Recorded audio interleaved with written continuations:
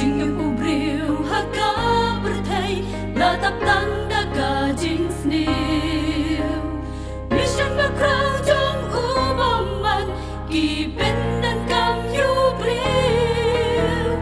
O bertay la idu jing germen tang jing dong kat shabapai Samla kristan trai ong long jing sha Samla kristan tongin bisya tongin yet ya ya la de Kumnongi emman la kasngi ki wayro ki pule Kapit hale purom akor ki jingle paman kasngi Jing shayro kres atongi penti Soma samla kudakin mau Yomi loka syarang parata Hapin jendong kat ne jom ka bertay Hatu ong day mga mapi Banong jing syay bat syagirway Kumbau kres hani ulan penti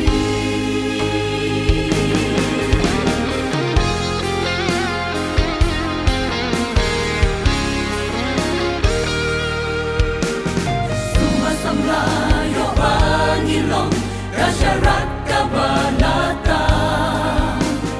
Jing sayo kres badan hangi Nim kwa kiway kinman Pangitapeng landa kasyang Mantayu try nileran Tinublay banya sang emgin slan Suma-samla kudakin mau Yomi loka syarang parata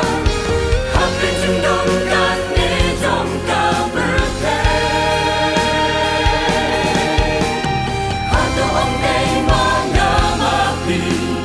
Banong jing syay bat syagirway Kumbau kres hani ulang penti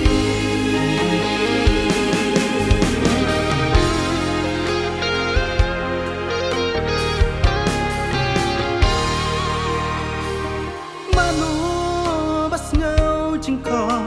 Bà lông chinh sai cá bực thầy Hà đô cắt nia cả là ý sơ cây Ngày mà ngà mà khi bằng lòng chinh Sai ya ka bertay Manjok yakin men simba kodon Pam itu yublay Soma samla